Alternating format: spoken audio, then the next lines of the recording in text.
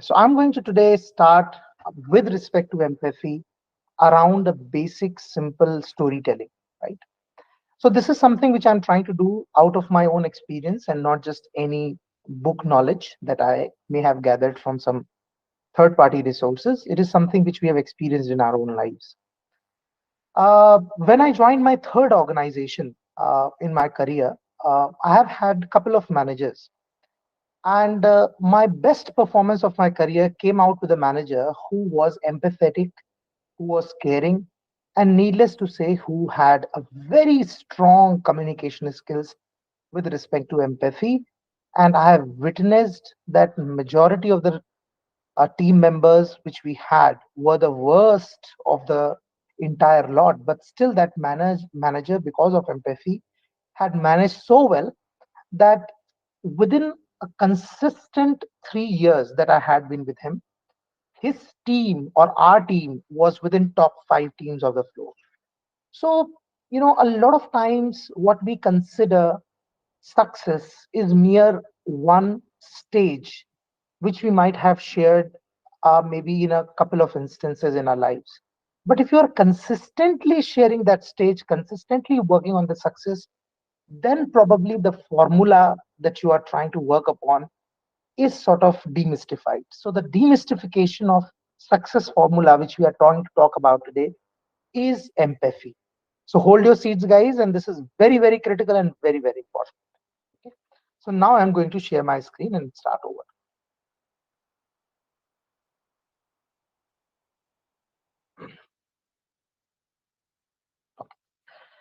So a lot of time people ask about what is empathy, how empathy generally functions, what is sympathy versus empathy. So see, when you are in a position to gain understanding of the situation, to bring a scenario where you are kind of acceptable and adaptable to the other person's situation, and in English saying, put yourself into somebody else's shoes, is what is empathy. So I'll give you a quick background of how this functions. So a typical use case is, say suppose one of your team members or colleague just approached you stating that he's finding that uh, in the recent times there has been a lot of turmoil with his personal and professional life, which is causing a lot of hindrance or kind of uh, imbalanced state of mind to continue to work in the organization. Now there are two ways to respond to him.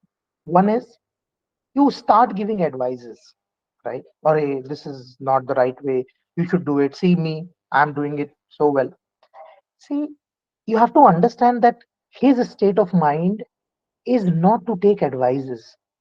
His state of mind is not at all to sort of indulge into any practices which might come as a learning for him, because he's not in a mode, he's not in that state of mind that we are referring here. So for instigating, for igniting, for putting that state of mind into his consciousness, you need empathy as a tool. So now I will see, and now I will express how this transformation happens.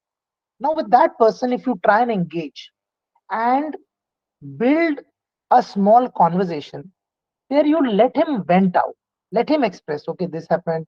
Just try and be a little empathetic, or try and address his notions, his perceptions, his impressions with simple acknowledgement, like nodding your head or just expressing what he's saying like this, and that's it. And let him vent out. Now, once he has expressed what he has, he is mentally a little soothed or calmed or in a position to now take on or understand uh, you know in topics or some help or aid that you are trying to give him much better than what he was in the previous. Now you are in a position to give him some advices which shouldn't be sounding as if you are trying to help that person, in terms of uh, you know uh, getting out, I mean, in terms of intimidating him with what you already are capable of. That means you shouldn't be sounding as if your capabilities are more and you are trying to not educate but trying to impose some uh, learnings to that person in that context. No, it should be a mutual collaborative effort of of conversations that you are trying to. So the best way to sort of deal with this communication is you just simply use some phrases. We call them phrasal verbs. For instance, you could have talked and you would have spoken to him in a manner saying that, see, I completely understand what is the situation you are undergoing. So if I were you, this is what I would have done in place of. This is the right way of explaining things, right? Rather than, do you should do it, so there are two important differentiation which is very very critical and very very important. So the first important aspect in this manner, what we are referring here is that you should be in a position to help that person, to express that person in a manner which is collaborative, which is filled of lot of empathetic phrasal verbs. And needless to say, the genre or the manner in which you speak also counts. So the third point which comes as the intonation of your voice, right? So please understand that these three things are critical to what you are saying, because unless you have a command over these three things, your empathy will not be expressed in the right manner. Okay? Now, let me put it in a very uh, realistic way or an experience with you how this functions. So, same use case where the person was a little uh, into turmoil, into a state of mind which was confused. He wasn't able to express. So, I just heard him completely, acknowledge to what he said, and continue to express in a manner where it is collaborative. Number one. Number two, it has empathetic sentences, or in terms of the linguistic intelligence, I have used a few phrasal verbs which are quite relevant to that context. And needless to say, that my voice intonation is also uh, sort of conducive or feasible to that kind of environment. Okay? Now, while I'm doing all this, right, I further my communication stating the fact that if I were you, I would have done this. So, if you don't mind, uh, and if you understand where I'm coming from, here is what I propose to you. Now, at any given point in time, my tone is not instructive. It is a voice of support or a tone of support. So I shouldn't be using phrases like should, must, need. No, I would rather be using okay. So, as I completely understand you, here is what I propose. So, if I were you at your situation and I have gone through this, I would have definitely prioritized my uh, list of activities and tasks which I'm doing right now. So, for example, I know very well that whatever personally I'm going through is very encapsulating, excruciatingly painful. But at the same time, things will even go worse if I do not give due importance to my job. And with due importance to my job, what I'm referring here is a situation or a context where within the same set of problem areas that you are addressing, I would have simply prioritized them in a manner where I know that functionally to live my life, money is very, very critically important. And where I'm earning the money, the source of the money is my job. So let me, in any situation, give a good amount of priority to the earning money part. Then comes a factor that now, if would have to continue working on my uh, job opportunity, I need peace of mind. So, whatever that costs me, whatever that takes away my peace of mind, I should be addressing that as the second list in my priority. So, Likewise, when after listening to him, you suggest in a voice of support, it matters a lot. Now, trust me, as managers, whether you are a project manager, where you are leading a production assembly line, or you are supply chain management, whatever you are doing, you are dealing with people at the end of the day, right? And please understand that people do not do not have a protocol or a, a very simplistic journey to follow. They are very complex and they have situations which can never be addressed only by assuming that what they are going. You have to listen to them. You have to each time personalize your statements, personalize the context, and therefore, uh, only a human interaction can help in this. There is no other possibility. Right? So while talking communication, we always say to people that, okay, we give you a gamification app, we give you a gamified experience, but that has all failed because only when they imitate what we are doing, they reflect through what we are experiencing, they are in a position to learn, which is called experiential learning. So same experiential learning applies to empathy also, where they would only learn the process through the process of collaborating with them, through the process of making sure that the sources through or the channel or the distribution medium through which you are sharing this, which is your sentence construction, which is your vocabulary, should be conducive to the overall ecosystem which we are talking here. The ecosystem is a collaborative effort which you are trying to do in order to help that person out.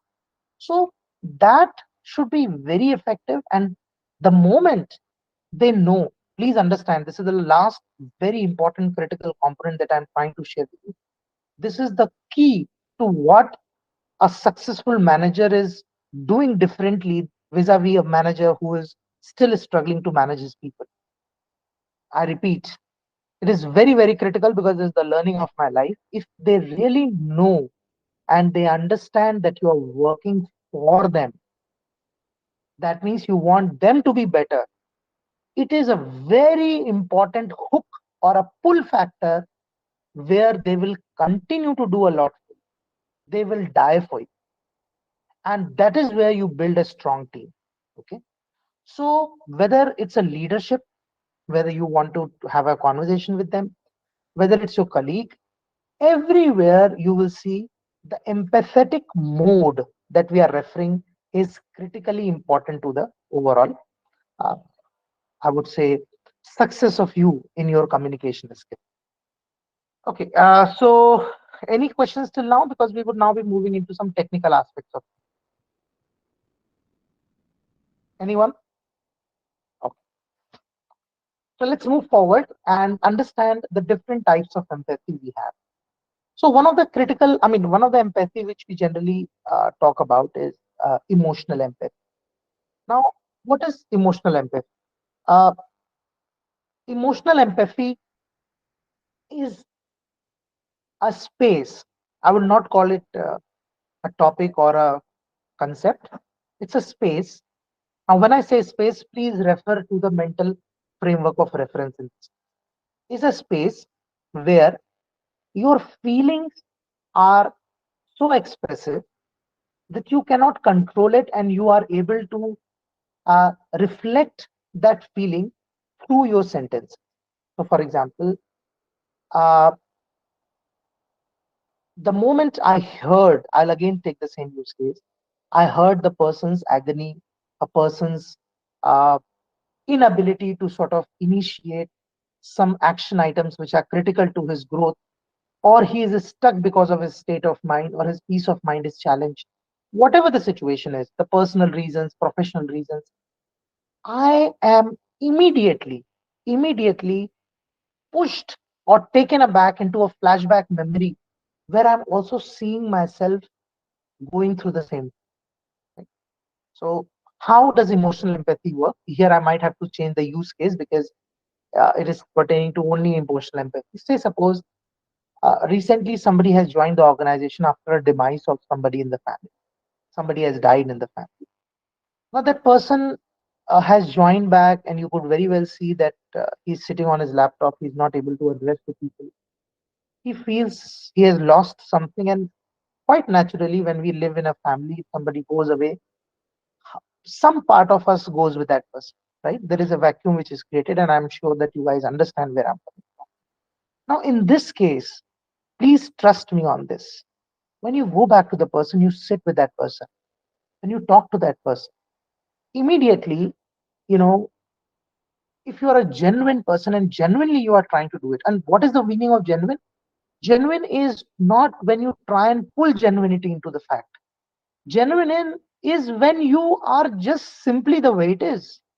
So if you are programmed naturally, the moment somebody says that I lost somebody in the family, you are bound to think the same thing with yourself. Okay, what happened when I lost some of my family member, or I had seen that in my family? This is emotional empathy.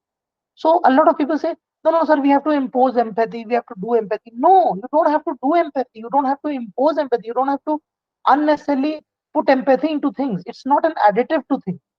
It is there. It already prevails.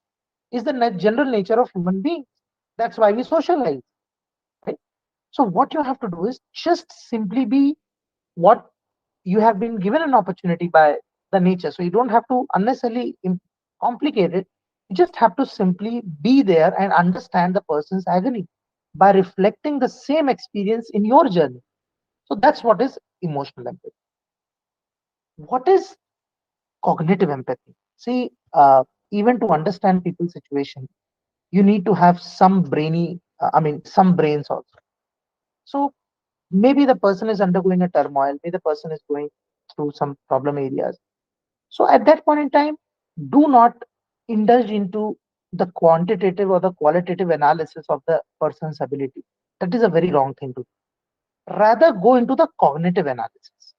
Now, what is the difference between quantitative, qualitative vis-a-vis cognitive is when I see as a person who has come up with his own set of problems, I shouldn't be judging what skill set he lacks because of this is what is happening. I should rather be understanding the situation. Okay, this is the problem of the person, and with his existing and current skill sets, this is the best that could have been done, or that can be done. Rather, that can be done. This is cognitive. You should be capable enough to understand what the other person is capable of, and then provide a solution. Do not map it to your skill sets. That is a wrong thing to do. So, what I call cognitive empathy always is a space where you are pretty logical to the situation and the scenario which the other person is experiencing, keeping in mind the ability of that person to deal with the situation. Now, this is very, very critical to the overall perspective of what we are talking here. Because trust me, if you put a very complex scenario for a person who has not come out of that situation, that person will be intimidated rather than be motivated. Right? तो वो डर जाएगा और डर के वो काम ही नहीं करेगा कि ये तो बहुत बड़े लोगों का काम है. You have to suggest him ways which are capable to his needs. For example, a gardener, right? He might have come and he said, "Sir, I this had happened, that had happened." Now, I'm not going to give him a solution like, okay, go and type something on your mobile phone and this is the way you will address. No, I would rather take a printout in Hindi and give it to him and tell him that, okay, these are the few things that you could do. You should go to this place, you should go to this place, and anywhere you are stuck, call me up, I'll help you. Now, this is the right way of dealing with situation. And 99% of the people, what I have seen is they try and compare the person with him and they feel happy of the fact that this person is incapable of. That is not empathy. That is obsession and that is mental disorder, right? Empathy starts when you accept the person, whatever he is, right? And needless to say, it has a very strong hold over relationships also, right? So cognitive empathy is what you experience with your personal relation. The last part is compassionate empathy. Now, compassionate empathy is even a stage later. Now, this is what I really love, and this is what I really always preach and teach and practice in whatever scenario. Right? See, when you are so much into empathy, where you don't, uh, pull it. uh, as a factor to sort of improve your communication, but try and be as natural as the situation is. Then you will see that there is an urge to completion of things. And what is the loop? The loop is discussion, after discussion, suggestion, and after suggestion, support. So this is the last stage, but the very critical stage, which is incomplete without. Because eventually, what are we here for? We are trying to sort of help that person. No? So if you are really looking to help that person, always extend a support. Now, please understand that the cognitive empathy stage has gone by. Only then compassionate empathy came. So you are not supposed to help that person in the way you think it is appropriate, in the way which is appropriate for him. Again, the use case of a gardener, maybe he is experiencing some latency in the government issues or filing some papers or documents, then I would not ask him to do it over a mobile phone because he will feel it complex, right, in a 6.1 screen. I would rather give him a A4 size kind of a paper which is printed out, ask him to go personally to that space, up to that place and do it. So once I give this and render it to him, the support, this is now if I'm really compassionate, what I would rather do in this case is, if my situation allows, that I will try and simply request that person that I will do it on your behalf. That is compassionate. Okay. So always remember that compassionate empathy is a matter of choice and not a matter of a situation. That means you are not instigated, but it is something that you wish to do. Now, uh, as we've already understood, these are the few critical components around empathy which you have to consistently look into and behave like this. So you don't have to, uh, you know, a very special person to do so. It is very genuine that you have to imagine yourself into other shoes. And as I rightly said, that what are the important areas that you have to work over is how how they sort of interpret. I mean, how you sort of interpret their situation. Listening skills is very critical to it. Keep listening, keep listening. Observation, how are they sort of responding to the situation? Now, why observation is important? Because it is both ways, the way you are dealing with the situation and the way they are responding. So when you know that this person is not taking my things seriously, so you definitely do not indulge further into that game. You would like to yourself only give advices and up to an extent of cognitive empathy, and beyond that you will move out because you understand that this person would not do what you want. So eventually your time and effort will be wasted, right? And last but not the least is you continue to build yourself, because eventually while you are expressing empathy to him, nobody is benefited but you as a person. Now the last slide, which I call it how you relate with the role of empathy, and why I'm emphasizing is because these are representational data which talks about the empathy as a tool which is working for you. So if you really see the first set of data, which is on the left hand side, talks about one of the critical reasons why workplace empathy has a very special role to play in people management, right? I would restrict myself only to people management because as a leader, what you need is really good amount of people who could help you move forward as well as your organization. So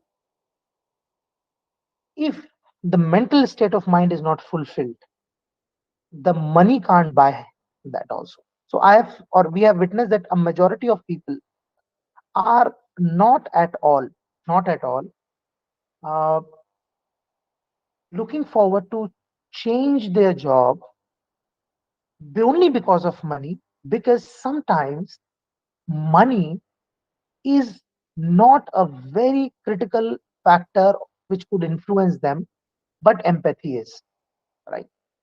So why am I saying this is because when I was working with an organization, I would not like to name it, but a lot of people have worked there for 10 years. They were called green card holders. So when I went to them and asked them that why is the reason, why are you not moving? See, maybe the kind of skill sets and competence you have, you may get at least 2.5 of what you are earning right now.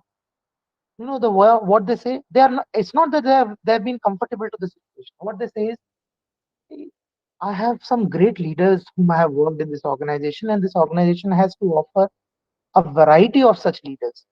So therefore, I'm not looking forward to move because I have such people around." Now, that is what is important. Why those people are appealing to you is because the way they must have shown empathy to you, the way that they have progressed or helped you to progress, that is what is there. So sometimes the factor which is empathy rules more than money. Second is, a lot of times it's the two-way transaction which happens. Now, the employer also is working to contain that. I mean, to make sure that the person is stable and sort of gives a good amount of time of his career into the organization. Only then things improve.